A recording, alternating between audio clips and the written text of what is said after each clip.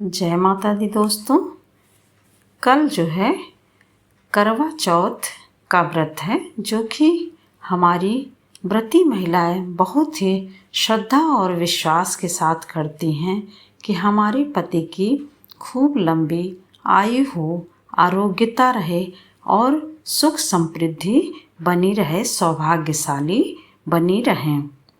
करवा चौथ हर साल कार्तिक माह के कृष्ण पक्ष की चतुर्थी तिथि को आता है। इस बार 6:55 से लेकर के 8:51 तक शुभ मुहूर्त बताया गया है। कहते हैं कि चंद्रदेव जब निकलते हैं तो उसी दिन का करवा चौथ माना जाता है।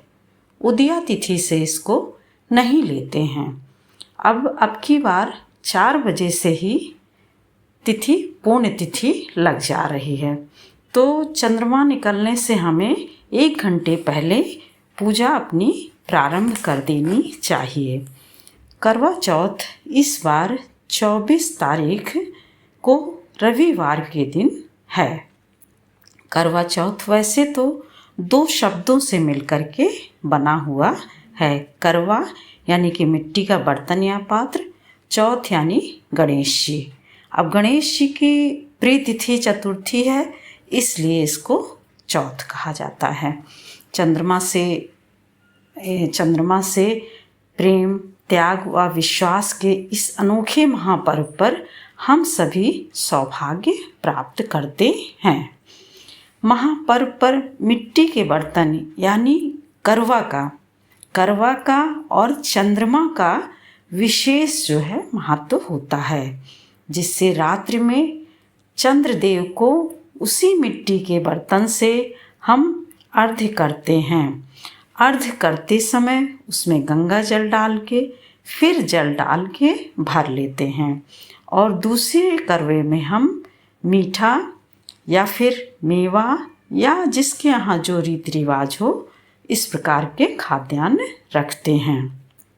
करवा चौथ का व्रत त्योहार पति पत्नी के रिश्ते को बहुत ही मजबूत बनाता है और विश्वास का प्रतीक होता है।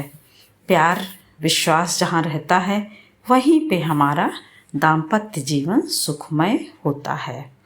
कार्तिक मास को सबसे श्रेष्ठ मास कहा गया है, और श्रेष्ठ मास में भी ये कृष्ण पक्ष की चतुर्थी को यह व्रत रखा जाता है।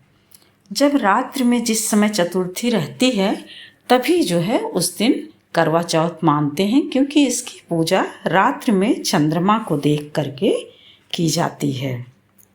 अब व्रत की बात लें तो सूर्योदय से पहले महिलाएं उठ जाती हैं।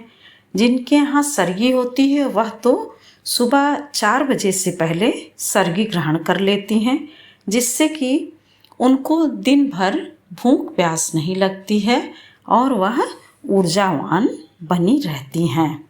परंतु जिसके यहाँ नहीं किया जाता है, वह रात्रि में ही अपना भोजन पानी कर लेती हैं। उसके बाद कुछ भी नहीं खाती हैं, निराहार व्रत रहती हैं। निर्जला व्रत जिसको कहते हैं, मतलब कि पानी भी नहीं पिया जाता है। दिन में शिव पार्वती और कार्तिकेय की पूजा की जाती है, और शाम को देवी माता की पूजा और चंद्रदेव की पूजा। देवी माता की पूजा करने पर पति की लंबी आयु होती है, कामना पूर्ति होती है। और जब चंद्रमा निकलता है, तब व्रती महिलाएं पति को सबसे पहले तो चंद्रमा को अर्घ्य दे करके चंद्रमा को अर्घ्य दे करके छलनी से चंद्रमा को देखते हैं। फिर उसके बाद उसी छलनी से पति को देखते हैं। देख करके फिर चंदन, टीका, रोली, अक्षत, ये सब जिस प्रकार से चंद्रमा को चढ़ाए रहते हैं, उसी तरह से रोली का तिलक पति को भी लगाया जाता है, मीठा खिलाया जाता है और पानी पिलाया जाता है। तत्पश्चात पैर छुआ जाता है। फिर उसके बाद पति स्वयं अपने हाथों से अपनी पत्नी को मीठा खिला करके, पानी पिला करके उसका व्रत पूरा करते हैं, अर्थात वह अपना व्रत तोड़ती है। और इससे जो है महिलाएं सभी श्रृंगार भी बहुत अच्छे से करती हैं। इस व्रत में सभी महिलाओं को अधिक से अधिक श्रृंगार करना चाहिए और कथा भी सुननी चाहिए। जिस प्रकार की अब जैसे दीवार पर कुछ लोग बना देते हैं करवा का चित्र, या फिर जो है सही रूप से तो फर्श पे एक चौकी रखिए, चौकी के ऊपर आप चौक पूरिए और उस पे आसन लगा करके फिर आप चित्र बना करके तब उसी चित्र पर करवा रखिए। करवा रख के हम हल्दी, रोली, अक्षत, धूप, दीप इन सब से पूजा करते हैं। पूजा करने के बाद पूड़ी और हलवा का भोग लगाते हैं और भोग लगाने के साथ साथ बहुत सारे पकवान बनाए जाते हैं, जिन पकवानों को या तो हम ऊपर ले जाके चंद्रमा के पास भोग लगाते हैं या फिर थोड़ा सा कटोरी में ले जा कर के भोग लगा देते हैं, फिर उसको रसोई में ला करके सारे भोजन में मिला देते हैं। जब हम पूरे भोजन में मिला देते हैं तो वह पूरा ही भोजन भोग बन जाता है।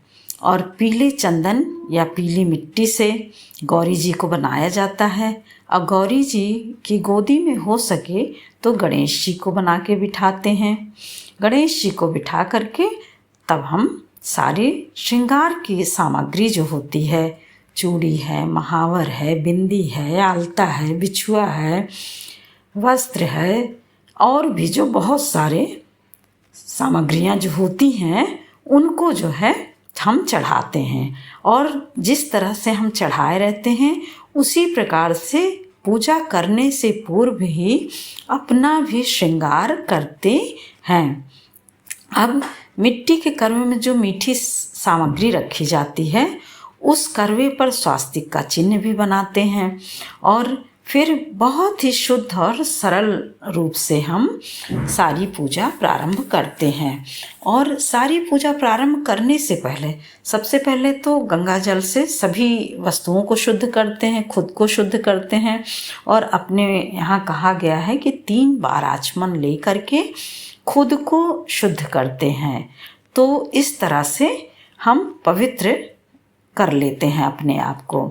और कलश और लोटे पर पल्लव रखते हैं, उसमें गंगा जल डाल के तब जल भरे रहते हैं और फिर उसके ऊपर चावल की कटोरी रख करके उस पर दीपक जलाते हैं। कार्तिक मास में दीपक का ही बहुत महत्व है और किसी भी पूजा पाठ में सबसे पहले हम सारी चीज़ें करने के बाद, सामग्री इकट्ठा करने के बाद दीपक जला देते हैं। कहते हैं कि एक प्रधान दीपक होता है जो जलता रहता है और जब हमारी पूजा पूर्ण हो जाती है तब हम एक दीपक जलाते हैं घी का, जिससे कि आरती आदि करते हैं। और सभी पूजा में अक्षत चढ़ाने का विधान होता है। कहते हैं कि अक्षत जिस प्रकार से थोड़ा थोड़ा प्रतिदिन चढ़ता जाता है तो उससे सभी घर की दरिद्रता और क्लेश खत्म होता है और संपन्नता आती है। इस प्रकार से सभी पूजा करने के बाद हम देवी माता को वस्त्र, फल, मेवा, मीठा आदि चढ़ा करके चंद्रमा को अर्घ्य दे करके उनका भोग लगाते हैं। अब है कि चंद्रमा को जब हम अर्घ्य देते हैं तो इतने ऊपर से जल छोड़ने पर होता क्या है कि वो अपने पैरों पर ही गिरता है। तो हमें ये ध्यान देना चाहिए कि जल जो भी होता है उसको हमें लांघना नहीं चाहिए, पैर नहीं पड़ना चाहिए, किसी का भी, परिवार के सदस्यों का किसी का भी। तो हम उसके लिए या तो गमला रख लेते हैं आगे, जिससे कि गमले में गिरे तो जो पेड़ पौधों में मतलब पानी चला जाता है, जल चला जाता है, वह प्रसाद रूप में रहता है, किसी का पैर नहीं पड़ता है। और नहीं तो फिर कोई आप पात्र रख लीजिए। पात्र में भी ऐसे रखिए कि जिससे कि छींटे ना आए, नहीं तो पात्र में भी रखने पर तेज़ी से गिराने पे वो छींटे पड़ते ही पड़ते हैं। तो सबसे बढ़िया हमें या तो गहरा बर्तन ले या फिर गमले में रखें।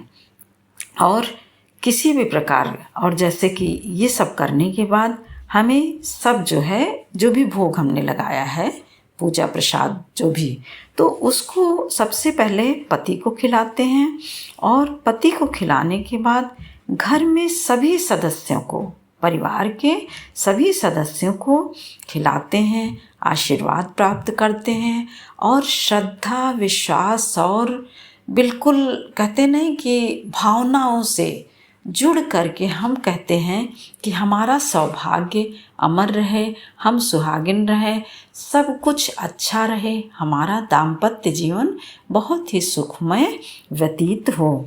इस प्रकार से मन में विश्वास करते हुए, गणेश भगवान को याद करते हुए सभी व्रती महिलाओं को अपनी पति के लिए लंबी आयु की प्रार्थना करनी चाहिए और फिर बहुत ही प्रेम से इस पूजा को करना चाहिए। जय माता दी। फिर मिलते हैं।